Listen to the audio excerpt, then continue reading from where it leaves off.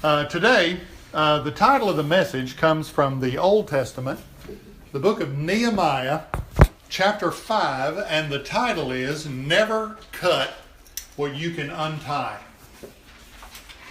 Never cut what you can untie. Now the men and their wives raised a great outcry against their Jewish brothers. Some were saying, "We and our sons and daughters are numerous. In order for us to eat and stay alive, we must get grain." Others were saying, "We are mortgaging our fields, our vineyards, and our homes to get grain during this famine." And still others were saying, "We have had to borrow money to pay the king's tax on our fields and vineyards. Although we are of the same flesh and blood as our countrymen, and though our sons are as good as theirs, yet we have to subject our sons and daughters to slavery. Some of our daughters have already been enslaved, but we are powerless because our fields and our vineyards belong to others." When I heard their outcry and these charges, I was very angry. Now, this I is Nehemiah. When you see that personal pronoun, that's him. I pondered them in my mind and then accused the nobles and officials. I told them, "You are exacting usury from your own countrymen." So I called together a large meeting to deal with them and said, "As far as possible, we have bought back our Jewish brothers who were sold to the Gentiles. Now you are selling your brothers only for them to be sold back to us." They kept quiet because they could find nothing to say. So I continued, "What you're doing is not right. Shouldn't you walk in the fear of our God to avoid the reproach of our Gentile enemies? I and my brothers and men are also lending the people money and grain, but let the exacting of usury stop. Give back to them immediately their fields, vineyards, olive groves, and houses, and also the usury you are charging them, the 100th part of the money, grain, new wine, and oil. We will give it back," they said, "and we will not demand anything more from them. We will do as you say." I also shook out the folds of my robe and said, "In this way may God shake out of his house and possessions every man who does not keep this promise. So may such a man be shaken out and emptied." Moreover, from the 20th year of King Artaxerxes, when I was appointed to be their governor in the land of Judah, until this 32nd year, 12 years, neither or my brothers ate the food allotted to the governor. But the earlier governors, those preceding me, placed a heavy burden on the people and took 40 shekels of silver from them in addition to food and wine. Their assistants also lorded it over the people. But out of reverence for God, I did not act like that. Instead, I devoted myself to the work on this wall. All my men were assembled there for the work. We did not acquire any land. Furthermore, 150 Jews and officials ate at my table, as well as those who came to us from the surrounding nations. Every day, 1 ox, 6 choice sheep, and some poultry were prepared for me, and every 10 days an abundant supply of wine for all. Each day, 1 ox.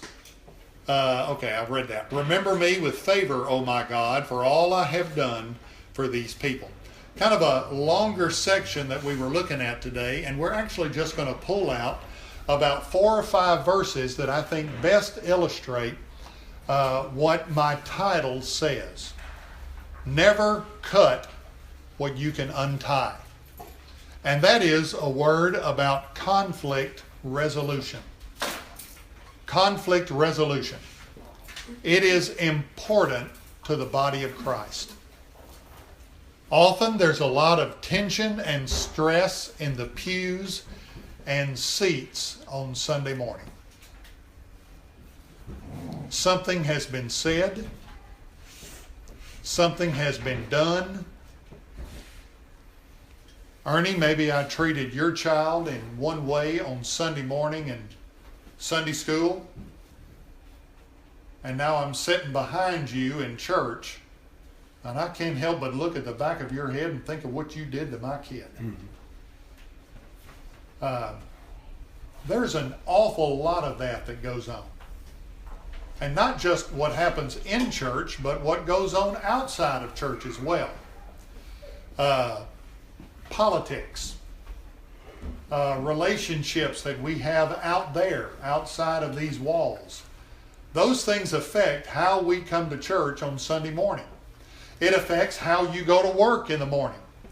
You bring with you to work what happens at home, what happens the day before, what happened last night at a restaurant, and you take home with you those things that happen to you at work.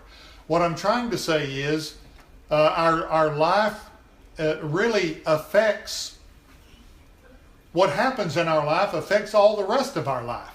And it happens to us as well when we come into the Lord's house. It's important to work through the knots, K-N-O-T-S, of interpersonal relationships in the church without just cutting them off. Because some people do have the spiritual gift of cutting you off. Where they don't speak to you, they don't hang around with you, they try not to be in the same room with you, they try not to talk to you at all. They have that spiritual gift. But we're going to see a biblical example of untying and not cutting off relationships in the church. There's where my title comes from. Never cut what you can untie. The first thing I want to say is there is a time to back off. There is a time to back off. In verse 7, Nehemiah begins that verse by saying, he stepped back and pondered it. He pondered the situation. He thought about it. He stepped back and looked at it from a new perspective. And I think it's important for us sometimes to back off of certain situations. Sometimes the best thing we can do is back off and give serious thought to the matter. I have found several times through the years, and Ernie, I think you'll back me up on this, that we come to church as ministers sometimes and people come in, they barely speak to you. People come in and don't speak to you. People come in and where they almost regularly come out of the back door and speak a word to you, they skip you. And we don't always know what's been going on. I learned that with a secretary I had one time. She came in one day and all she did was cry. It was like that was her spiritual gift. She cried and cried and cried. And finally, at the end of the day, I was not with her or in the office all day, but I finally just said, Connie, sit down. Tell me what's been going on. And she told me about her son who was supposed to be at home at 11 o'clock the night before and was not home when she dressed and left to come to church. She had not heard from him all night long. Tried his cell phone, did everything she could to get in touch with him. Didn't even know if he was alive or not. And this was the first demonstration of his problem with an addiction, that we would walk together through that during several experiences later on. But like I said a while ago, she brought with her to the office what had happened to her the night before. And it's not always easy to back off. You want to charge in and say, look, you need to straighten up. You need to get to work. You have stuff to do here. But sometimes the best thing is to just step back and give serious thought to the matter. It's not the most important thing in the world to confront everyone with everything there is to say about a situation. You don't have to unpack your backpack and dump it on everybody or dump it on that special person. You don't have to confront them. Probably at about 9 o'clock I could have brought Connie in and talked to her, but I waited to the end of the day when just about everybody was gone, and I let her sit at her desk. I didn't call her into the principal's office, but I let her sit at her desk and She told me everything. But she told me everything when she was comfortable to do so. Not earlier in the day when that wound was still fresh. And oftentimes when you deal with people, think about that. Think about just stepping back, backing off, and considering everything that may be going on here.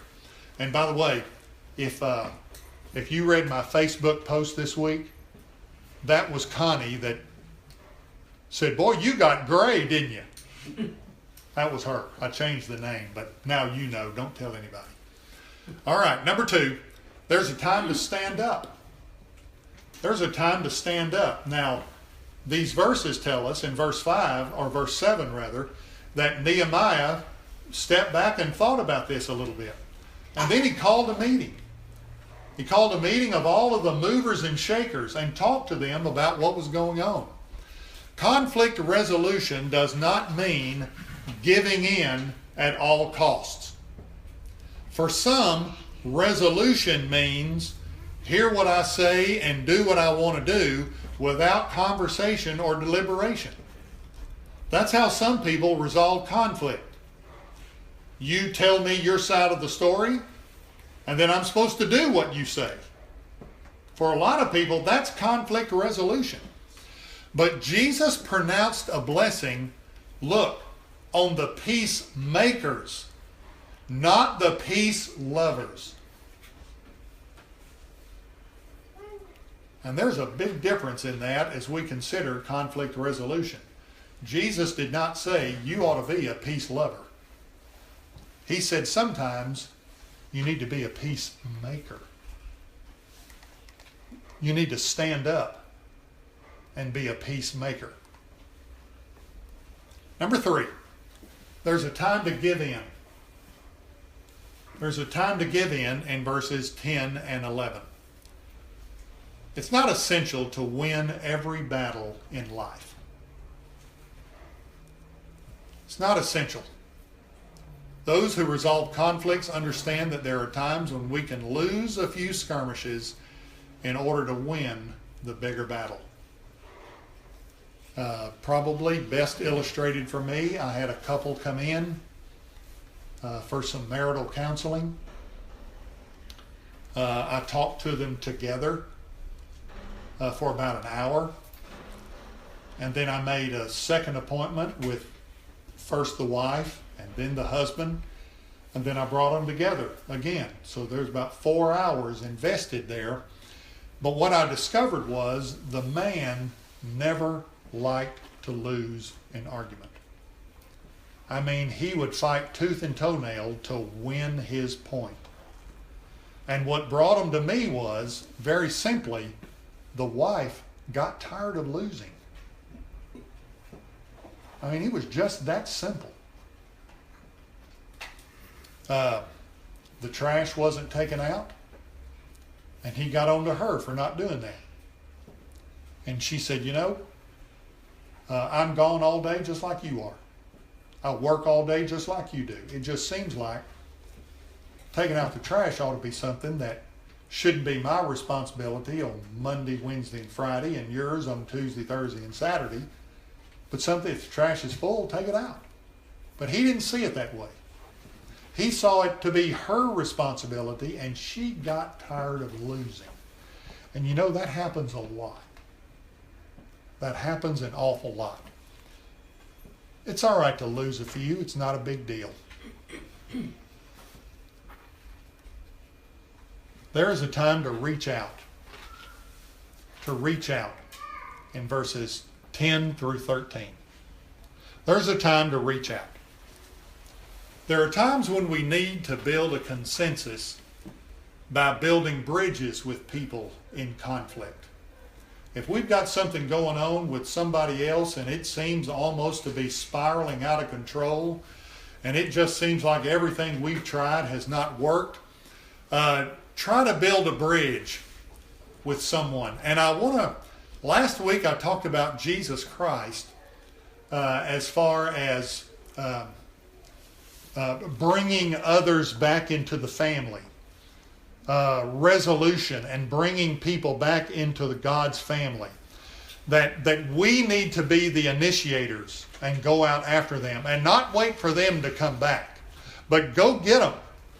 I want to give you an illustration here of how Jesus is the ultimate conflict resolver. First of all, he knew how to back off. When the Lord's Supper was over, when this time of communion was over, the very first thing Jesus did was go to the Garden of Gethsemane and back off and think about and pray about what was about to happen to him. He knew how to stand up. When you see him standing before Pilate and Herod, Jesus never backed down when the declarations were made about who he was and what his ministry was. He knew how to stand up when he needed to. Number 3, he knew how to give in. On the cross, we see him willingly going there. The Bible says, no one takes my life from me, but I willingly give it up. Jesus knew how and when to give in. And then finally, he knew how to reach out. When you look at that image of the cross, you see his arms extended out to receive all who would come in to him. Now, these are the 4 points that we've looked at about resolving conflict. It's important to know when to back off. It's important to know when to stand up. It's important to know when to give in. And it's important to know when to reach out. And if you want to see somebody do that, look no further than to see Jesus Christ on the cross of Calvary. He's not asking us to do anything that he was not willing to do himself and that he did do himself. And I thought that was a pretty appropriate way to point to the table that we come to today.